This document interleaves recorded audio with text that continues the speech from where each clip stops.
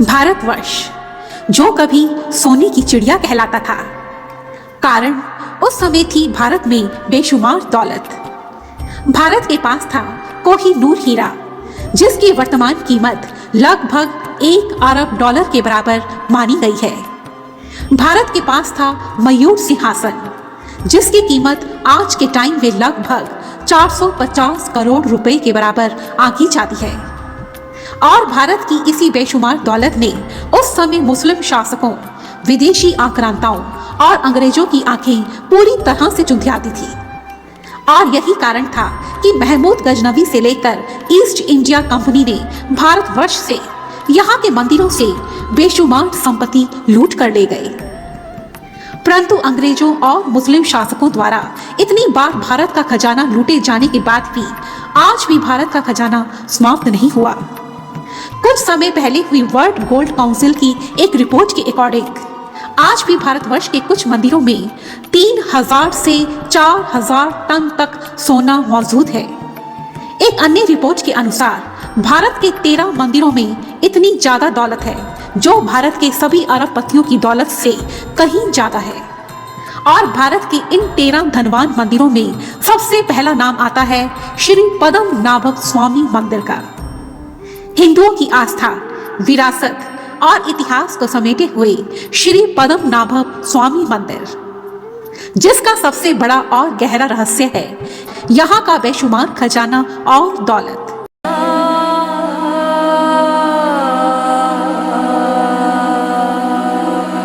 श्री पद्मनाभ मंदिर भगवान विष्णु का मंदिर, हिंदुओं की आस्था का केंद्र, जो बसा हुआ है भारत के केरला राज्य की राजधानी तिरुअनंतपुरम में। केरल, जो केवल दक्षिण भारत का ही नहीं बल्कि पूरे भारतवर्ष का सबसे सुंदर राज्य माना जाता है, जिसकी सुंदरता हमेशा ही विदेशी पर्यटकों को अपनी ओर खींचती रही। जिसके एक तरफ तो खूबसूरत समुद्र तट है और दूसरी ओर पश्चिमी घाट में पहाड़ियों का अद्भुत नैसर्गिक सौंदर्य। और इन सभी अमूल्य निधियों के मध्य में स्थित है केरला की राजधानी तिरुअनंतपुरम।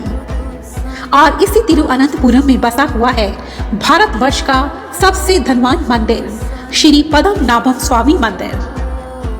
तिरुअनंतपुरम, जो एक मलयालम भाषा का शब्द है, जिसका हिंदी में अर्थ है भगवान अनंत के रहने की जगह। माना जाता है कि तिरुअनंतपुरम नाम भगवान विष्णु के अनंत नामक नाम पर ही रखा गया है। शब्द तिरुअनंतपुरम का शाब्दिक अर्थ है श्री अनंत पद्मनाभ स्वामी की भूमि। श्री पद्मनाभ स्वामी मंदिर भारतवर्ष का सबसे धनवान मंदिर, जिसकी सोने की तरह चमकती दीवारों को देखकर सभी की आंखें फटी की फटी रह जाती हैं। जो भगवान विष्णु के 108 पवित्र मंदिरों में से एक माना जाता है, जो पूरी दुनिया में करोड़ों हिंदुओं की आस्था का केंद्र है। कहा जाता है कि इस मंदिर में आने वाले हर व्यक्ति को भगवान विष्णु का पवित्र वरदान मिलता है। लेकिन इस मंदिर के बारे में कई ऐसे रहस्य हैं जिन्होंने इस पूरी दुनिया को हैरान कर दिया है। तो आज के इस विश्लेषण में हम आपको बताएंगे श्री पद्मनाभ स्वामी मंदिर की कहानी, इस मंदिर का इतिहास, इस मंदिर को दुनिया का सबसे अमीर मंदिर क्यों कहा जाता है, और क्या है इस मंदिर के 7वें दरवाजे का रहस्य।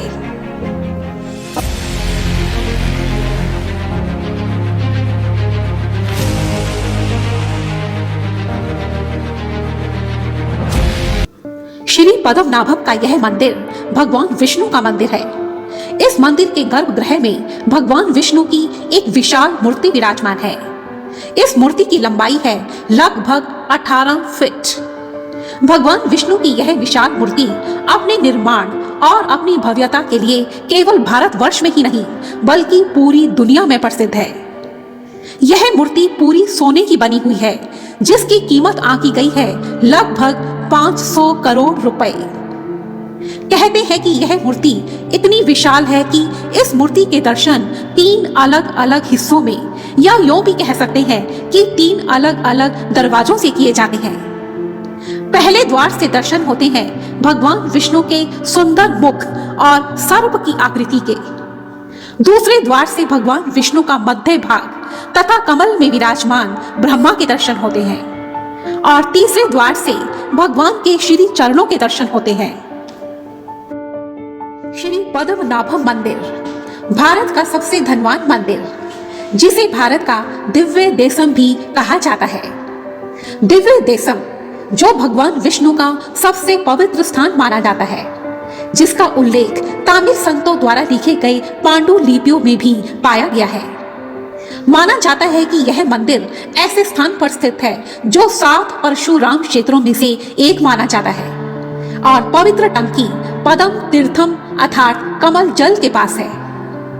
दक्षिण भारत जो अपने भव्य, विशाल और भारतीय वास्तुकला से निर्मित मंदिरों के लिए पूरे जगत में प्रसिद्ध है और श्री पद्मनाभम स्वामी मंदिर इसका जीता जागता उदाहरण है। मंदिर के निर्माण में केरल और द्राविड़ की वास्तुकला शैली का उपयोग किया गया है।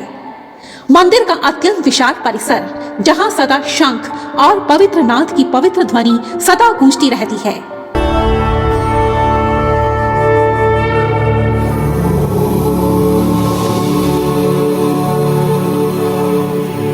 भगवान विष्णु का सबसे भव्य मंदिर श्री पद्मनाभम मंदिर। यहाँ प्रवेश करने के लिए है सख्त नियम, जहाँ केवल हिंदू धर्म के लोग ही प्रवेश कर सकते हैं। पुरुष केवल मुंडू अर्थात धोती और स्त्रियां केवल साड़ी पहनकर ही मंदिर में प्रवेश कर सकती हैं। विष्णु भगवान के इस भव्य मंदिर के दर्शन करने के लिए लाखों लोग यहाँ दूर दूर से आते हैं। कहा जाता है कि भगवान विष्णु यहाँ आने वाले भक्तों को कभी भी खाली हाथ नहीं भेजते। यह मंदिर कितना प्राचीन है, इस बात का अंदाजा इस बात से लगाया जा सकता है कि इस मंदिर का वर्णन कई पुराने वेद ग्रंथों और पुराणों में भी पाया गया है। त्रावणकोर राज्य के दिवंगत इतिहासकार डॉक्टर L.A. रवि वर्मा के अनुसार इस मंदिर की स्थापना आज से 5000 वर्ष पूर्व कलयुग के पहले दिन की गई थी। श्रीमद् भागवत पुराण के अनुसार भगवान श्री कृष्ण के बड़े भाई श्री बलराम इस मंदिर में आए थे। उन्होंने पद्म तीर्थम में स्नान किया और भगवान को कई भेंटें अर्पित की थी। 9वीं सदी के तमिल साहित्य और संत कवि नामा लावर के अनुसार यह मंदिर स्वर्ण मंदिर कहलाता था। कहा जाता है कि यह मंदिर तमिल साहित्य के 500 BC से 300 AD के बीच के संगम दौर का है। इस मंदिर की वेबसाइट में यह लिखा गया है कि किसी भी विश्वसनीय ऐतिहासिक दस्तावेज के जरिए यह बताना मुश्किल है कि श्री पद्मनाभ स्वामी मंदिर की मूल प्रतिमा की प्राण प्रतिष्ठा कब हुई थी। मंदिर में पाए जाने वाले ताड़ के पत्तों और प्रसिद्ध ग्रंथ अनंता सायन महात्म्य में यह वर्णित है कि इस मंदिर की मूर्ति को दिवाकर मुनि नाम के एक तुल्लो ब्राह्मण ने स्थापित किया था। इस पौराणिक कथा के अनुसार दिवाकर मुनि भगवान विष्णु के परम भक्त थे। एक दिन उनकी भक्ति से प्रसन्न होकर भगवान विष्णु उनके सामने एक बालक के रूप में प्रकट हो गए और दिवाकर मुनि के साथ ही रहने लगे।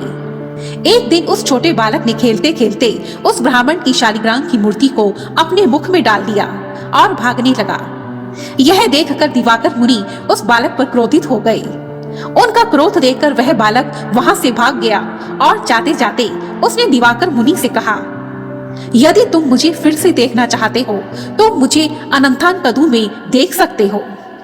बालक की यह बात सुनकर पंडित दिवाकर को एहसास हुआ कि यह बालक कोई और नहीं बल्कि स्वयं भगवान विष्णु ही है।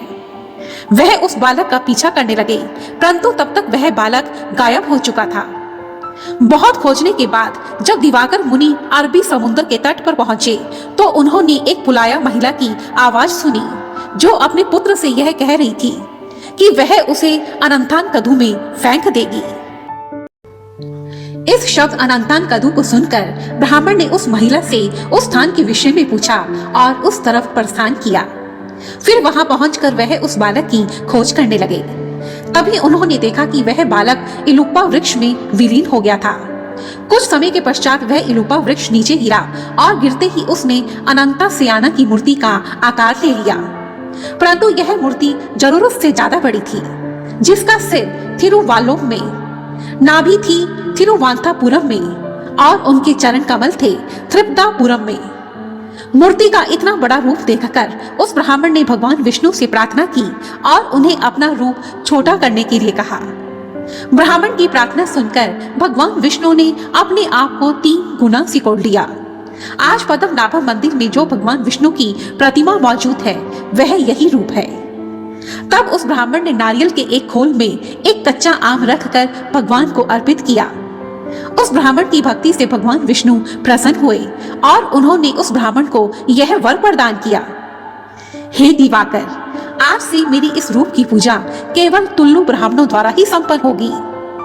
और यही कारण है कि आज इस मंदिर में आधा दर्जन पुजारी तुल्लु जाति के ही हैं। तब उस समय वहां प्रशासन करने वाले राजा और कुछ ब्राह्मणों ने वहीं उस स्थान पर एक मंदिर का निर्माण करवाया और भगवान विष्णु की इस प्रतिमा की स्थापना की और इस प्रकार पद्मनाभ स्वामी मंदिर की स्थापना हुई। आज उस ब्राह्मण दिवाकर मुनि की समाधि श्री पद्मनाभम स्वामी मंदिर के बाहर पश्चिम में स्थित है। उसके पश्चात सन 1733 में मार्तंड वर्मा, जो त्रावणकोर राज्य के प्रसिद्ध राजा थे, उन्होंने इस मंदिर का पुनः निर्माण करवाया और तभी से शुरू हुआ श्री पद्मनाभम स्वामी मंदिर का एक सुनहरा इतिहास। यह बना भारतवर्ष का सबसे धनवान मंदिर।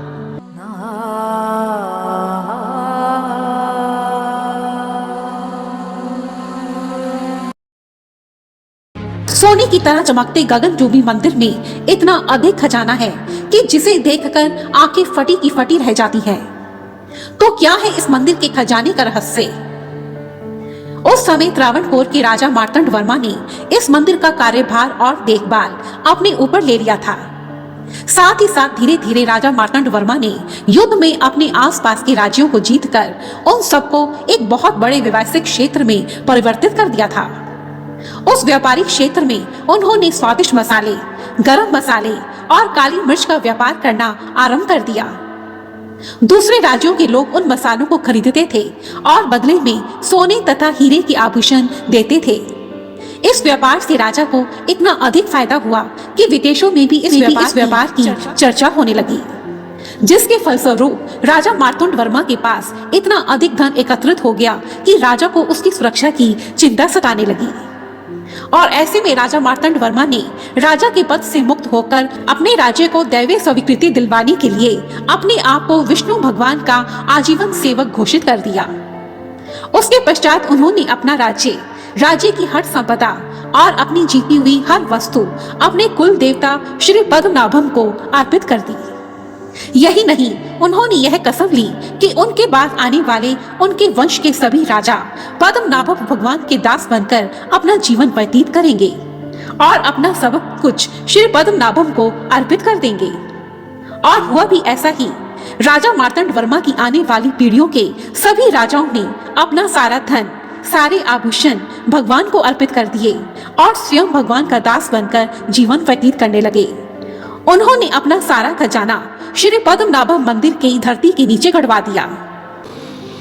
सन 1947 भारतवर्ष आजाद हुआ और त्रावणकोर राज्य को भारत में विलीन कर दिया गया, परंतु सरकार ने पद्मनाभम स्वामी मंदिर को अपने अधिकार में नहीं लिया।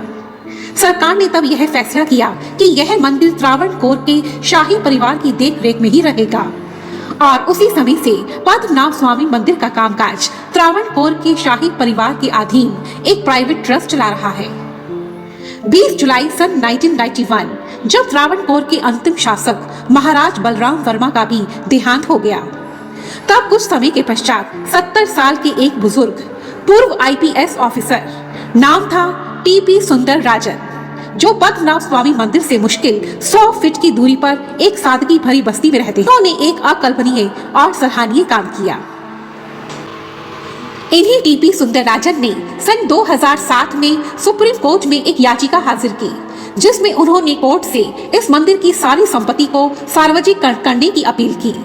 उनकी यह मेहनत रंग लाई और जून सन 2011 में सुप्रीम कोर्ट ने पुरातत्व विभाग और अग्निशमन विभाग के अधिकारियों को यह ऑर्डर दिया कि वे श्री पद्मनाभ मंदिर के गुप्त तहखानों को खोलें और उनमें रखी सभी वस्तुओं का निरीक्षण करें।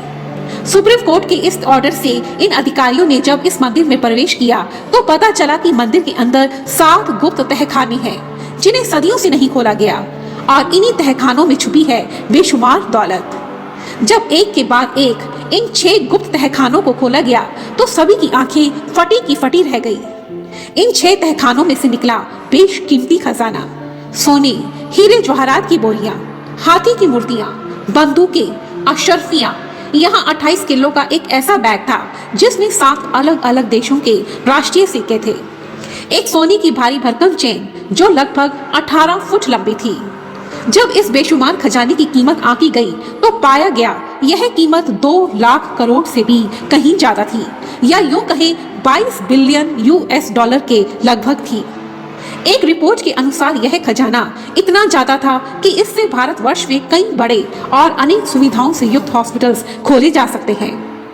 परंतु तब कोई यह नहीं जानता था कि इस मंदिर के 7वें तहखाने में छिपा है एक ऐसा गूढ़ रहस्य जो जितना गहरा है उतना ही डरावना भी है। क्योंकि 7वें गुप्त तहखाने पर 2 नागों की भव्य आकृति खुदी हुई थी, जिसे देखकर 7वें तहखाने को खोलने का काम रोक दिया गया।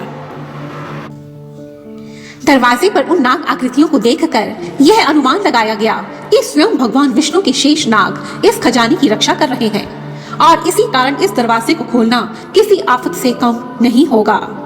यहाँ चौंका देने वाली बात तो यह है कि इस दरवाजे पर कोई भी नट बोल्ट या कुंडी नहीं लगी है। मंदिर समिति के लोगों और बुजुर्ग पुजारियों का कहना है कि इस दरवाजे को अष्टनाग बंधन से बंद किया गया है। मगर क्या है यह मंत्र, किस भाषा में है यह गुप्त रहस्य कोई नहीं जानता। यहाँ के लोगों का मानना है कि मंदिर का 7वां दरवाजा कोई सिद्ध साधु या सन्यासी ही खोल सकता है, क्योंकि इस दरवाजे को केवल एक ही मंत्र से खोला जा सकता है और वह है गरुड़ मंत्र। लेकिन यह भी एक रहस्य है कि क्या आज तक कोई ऐसा सिद्ध पुरुष नहीं मिला जो इस दरवाजे को खोल सके।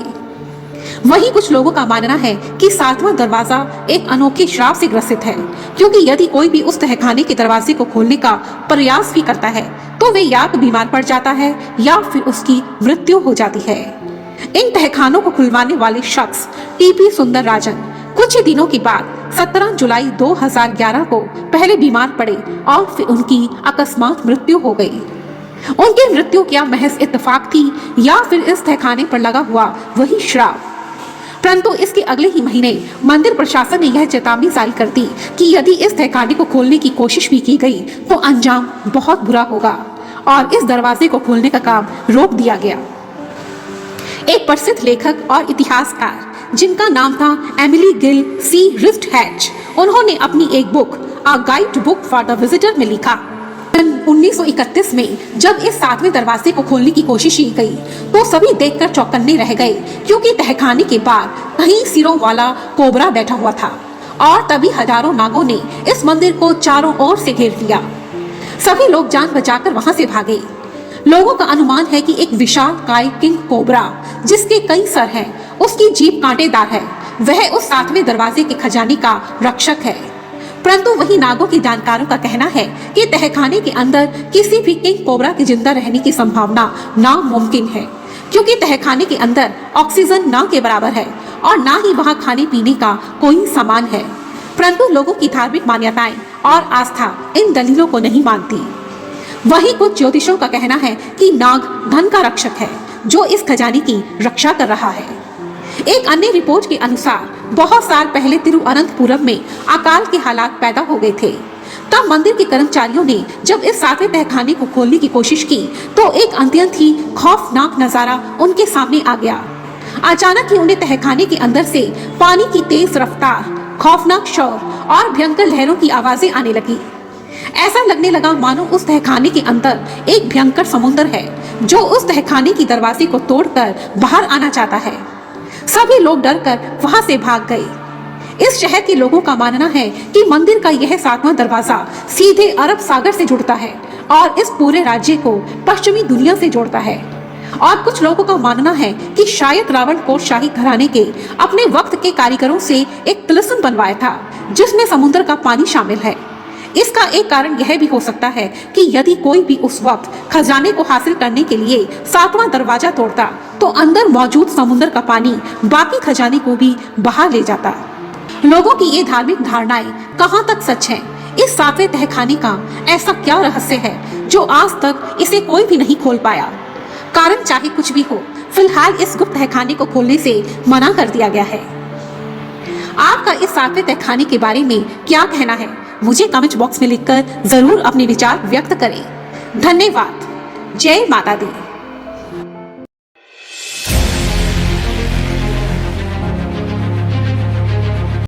मेरी सभी वीडियोस को देखने के लिए रेड कलर के बटन को दबाकर मेरे चैनल को सब्सक्राइब करें और साथ ही साथ बेल आइकन को भी दबा दें तथा फिर ऑल पर क्लिक कर दें।